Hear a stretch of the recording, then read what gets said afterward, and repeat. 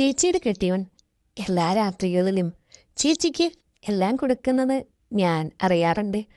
അങ്ങനെ അതൊക്കെ എനിക്ക് കൊതിയാണെന്ന് അറിഞ്ഞപ്പോൾ ചേട്ടായി എനിക്ക് നന്നു ചേച്ചിക്ക് കൊടുക്കുന്നതെല്ലാം ഒരു ദിവസം എൻ്റെ കൊതി മാറുന്നതുവരെ. അതിനുശേഷം ചേച്ചി ഇല്ലാത്തപ്പോഴൊക്കെയും തരുമായിരുന്നു. തൊട്ടടുത്ത മുറിയിലാണ് ചേച്ചിയും കെട്ടിയവനും. അതുകൊണ്ട് തന്നെ രാത്രിയിൽ അവിടെ എന്തൊക്കെ നടക്കുന്നുണ്ട് എന്ന് എനിക്ക് വളരെ വ്യക്തമായി മനസ്സിലാക്കാൻ സാധിക്കുന്നുണ്ടായിരുന്നു. എൻ്റെ പേര് വീണ എന്നാണ്. എൻ്റെ ചേച്ചി ദീപ. ചേച്ചിക്ക് 25 വയസ്സാണ്, എനിക്ക് 21. എൻ്റെ ജീവിതത്തിൽ ചേച്ചിയുടെ കെട്ടിയവൻ കടന്നു വന്നതിനെക്കുറിച്ച് വിശദമായി തന്നെ നിങ്ങളോട് പറയാം. ജോലിയുടെ ഇൻ്റർവ്യൂവിൻ്റെ ആവശ്യത്തിന് വേണ്ടിയാണ് ചേച്ചിയുടെ വീട്ടിൽ ആദ്യമായി ഞാൻ സ്റ്റേ ചെയ്യുന്നത്. അന്ന് അവരുടെ തൊട്ട് ചേർന്നുള്ള മുറിയാണ് എനിക്ക് വേണ്ടി ഒരുക്കി തന്നത്. ചേട്ടായിയുടെ അച്ഛനും അമ്മയും എല്ലാം താമസിക്കുന്നത് നാട്ടിലാണ്. ജോലിയുടെ ആയതുകൊണ്ടാണ് ഇവിടെ താമസമാക്കിയത്. അതുകൊണ്ട് തന്നെ അവർ രണ്ടുപേരും മാത്രമുള്ള വീടാണ്. അതേപോലെ രാത്രിയിൽ എന്തെങ്കിലും സിനിമയൊക്കെ കാണാം എന്ന് വിചാരിച്ച് ഞാൻ കിടന്നു. അങ്ങനെ കിടന്നു കഴിഞ്ഞപ്പോഴാണ് ചേച്ചിയുടെ മുറിയിൽ നിന്നും പതിയെ അവരുടെ വർത്തമാനം കേൾക്കുന്നത്. ഒന്ന് വേണ്ട ചേട്ടായി, അവൾ കേട്ട എന്ത് വിചാരിക്കുമെന്നൊക്കെ. അപ്പം ചേട്ടായി പറയാണ്, അവൾക്ക് ഇതൊക്കെ എന്താണെന്നറിയാനുള്ള പ്രായമായില്ലേടി, അതുകൊണ്ട് അവളതൊന്നും ശ്രദ്ധിക്കില്ല. ഇനി ശ്രദ്ധിച്ചാൽ തന്നെ അവളത് കേൾക്കാത്ത വടി കിടന്നോളും. ഇന്നലെ വരെ നിനക്കെന്നുള്ള താല്പര്യമായിരുന്നല്ലോ, പിന്നെന്താ ഇന്നൊരു മണി വേറൊന്നും കൊണ്ടല്ലെന്നേ ഞാൻ പലപ്പോഴും പല ശബ്ദങ്ങളും കേൾപ്പിക്കുമെന്ന് ചേട്ടായി തന്നെയല്ലേ പറയാറേ. കഥ ബാക്കി പറയുന്നതിന് മുന്നേ ഒരു കാര്യം പറയട്ടെ. എൻ്റെ ചാനൽ നിങ്ങളൊന്ന് സബ്സ്ക്രൈബ് ചെയ്യണം കേട്ടോ. നിങ്ങളുടെ ഓരോ സബ്സ്ക്രൈബും എനിക്ക് വിലപ്പെട്ടതാണ്. എനിക്ക് വളരെ സബ്സ്ക്രൈബേഴ്സ് കുറവാണ്. അതുകൊണ്ട് എല്ലാവരും ഒന്ന് സബ്സ്ക്രൈബ് ചെയ്ത് സഹായിക്കണേ. എങ്കിൽ മാത്രമേ പുതിയ പുതിയ വീഡിയോകൾ നിങ്ങളുടെ മുന്നിൽ എത്തിച്ചേരുകയുള്ളൂ. അത് വല്ലതും അവൾ കേട്ടാൽ പിന്നെ നാളെ ഞാൻ എങ്ങനെ അവളുടെ മുഖത്ത് നോക്കും? അത് വരുമ്പോൾ ഞാൻ നിന്നോട് പറയാം. അങ്ങനെ അവരുടെ സംഭാഷണങ്ങൾ ഓരോന്നും എനിക്ക് വ്യക്തമായി കേൾക്കാമായിരുന്നു. അങ്ങനെ കുറച്ചു നേരം കഴിഞ്ഞപ്പോൾ ചേച്ചി പല ശബ്ദങ്ങളും ഉണ്ടാക്കുന്നത് ഞാൻ കേട്ടു. ആ കൂടി ചേട്ടായി. എനിക്കത് കേട്ടപ്പോൾ തന്നെ എന്തൊക്കെയോ ആയി. അതുകൊണ്ട് എൻ്റെ ഉള്ളിലെ വല്ലാത്ത ആഗ്രഹം ചേട്ടായി എങ്ങനെയെങ്കിലും ഒന്ന് വളയ്ക്കണം. അതാകുമ്പോൾ ചേച്ചിക്ക് കൊടുക്കുന്നത് എനിക്കും തരുമായിരിക്കുമല്ലോ. പിറ്റേ ദിവസം വരെ ഞായറാഴ്ചയായിരുന്നു. അതുകൊണ്ട് തന്നെ അവർ താമസിച്ചാണ് എണീറ്റത്. കുറച്ച് കഴിഞ്ഞ് വാതിൽ മുട്ടിയപ്പോഴാണ് ഞാനും കണ്ണുതുറക്കുന്നത്.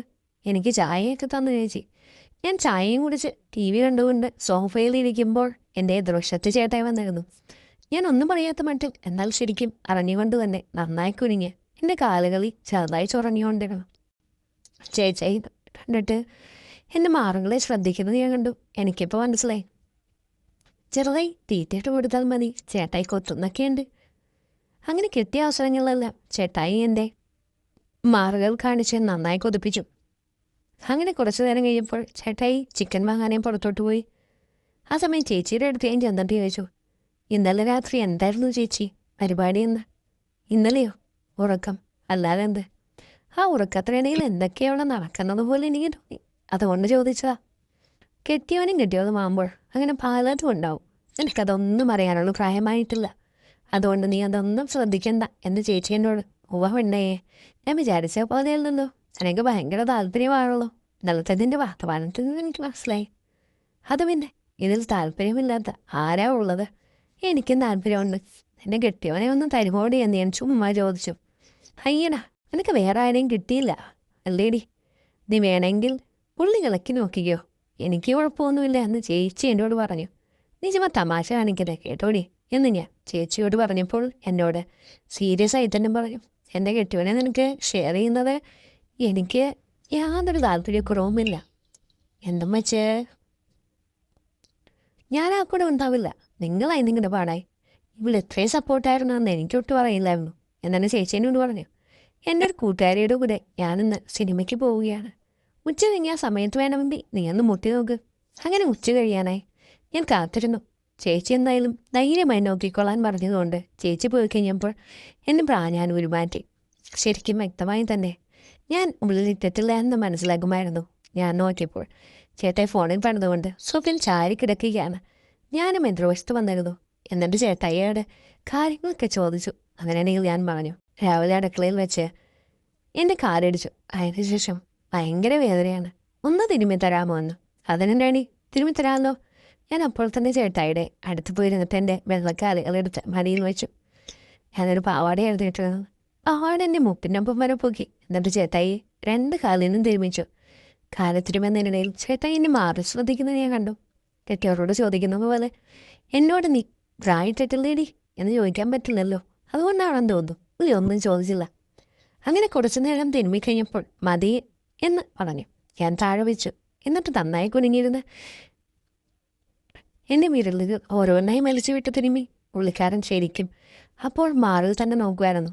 ചേച്ചി വൈകിട്ടായിട്ടേ വരുള്ളൂ അല്ലേ എന്ന് ഞാൻ ചോദിച്ചു. പെട്ടെന്ന് വേറെ ഏതോ ലോകത്തിൽ നിന്ന് എണീറ്റതുപോലെ ആയിരുന്നു എനിക്ക് മറുപടി തന്നത്. കാരണം ശ്രദ്ധപൂർണ്ണൻ എൻ്റെ മാറില്ലായിരുന്നോ? അതെടി, അവൾ വരാനൊരു നേരമാവും. അപ്പം അതുവരെ നമുക്ക് രണ്ടുപേർക്കും പൂർണ്ണ സ്വാതന്ത്ര്യമൊക്കെ ഉണ്ടല്ലേ എന്ന് ഞാൻ ചേട്ടയോട് ചോദിച്ചു. സ്വാതന്ത്ര്യമൊക്കെ ഉണ്ടെന്തേ? ഒന്നുമില്ല. ഇന്നലെ രാത്രി നിങ്ങളുടെ മുറിയിൽ നിന്ന് ഞാൻ പലതും കേട്ടിരുന്നു കേട്ടോ. ഞങ്ങളുടെ മുറിയിലോ? ചിലപ്പോൾ കൂർക്കം വലിച്ചായിരിക്കും നീ കേട്ടതെന്ന് ചേട്ടായി പറഞ്ഞു. അങ്ങനെ ഒഴിഞ്ഞു മാറാൻ തുടങ്ങി. അത് നേരെ കൂർക്കം വലിക്കുന്നതൊക്കെ ഇപ്പോൾ പ്രത്യേകതര ശബ്ദങ്ങൾ കൊണ്ടാണല്ലോ. നീ എന്തിനാ പെണ്ണെ ആവശ്യമില്ലാത്ത കാര്യങ്ങൾ ശ്രദ്ധിക്കുന്നത്? അത് പിന്നെ മനുഷ്യന് കൊതിയുള്ള കാര്യങ്ങൾ ശ്രദ്ധിക്കാതിരിക്കുകയെന്ന് ഞാൻ ചേട്ടായിയുടെ മുഖത്ത് നോക്കിക്കൊണ്ട് തന്നെ പറഞ്ഞു. നിന്റെ അഭിപ്രായത്തിൽ നിനക്ക് പല കൊതിയും വരുമെന്ന് ചേട്ടായും പറഞ്ഞു. എൻ്റെ കൊതി മാറ്റിത്തരാൻ എനിക്ക് ആരുമില്ലല്ലോ ചേട്ടായി. വീട്ടിൽ ആരുമില്ലാത്തപ്പോൾ ആണെങ്കിൽ പോലും ഞാൻ അങ്ങനെ പറഞ്ഞപ്പോൾ ചേട്ടായിക്ക് ശരിക്കും ഉള്ളിൽ കത്തി. ചേട്ടായി എൻ്റെ അടുത്ത് വന്നിരുന്നിട്ട് എന്നോട് ചോദിച്ചു, ചേച്ചിക്ക് ഇന്ന് നിനക്ക് കൊടുത്തത് നിനക്കും വേണമെന്നുണ്ടോ എന്ന്.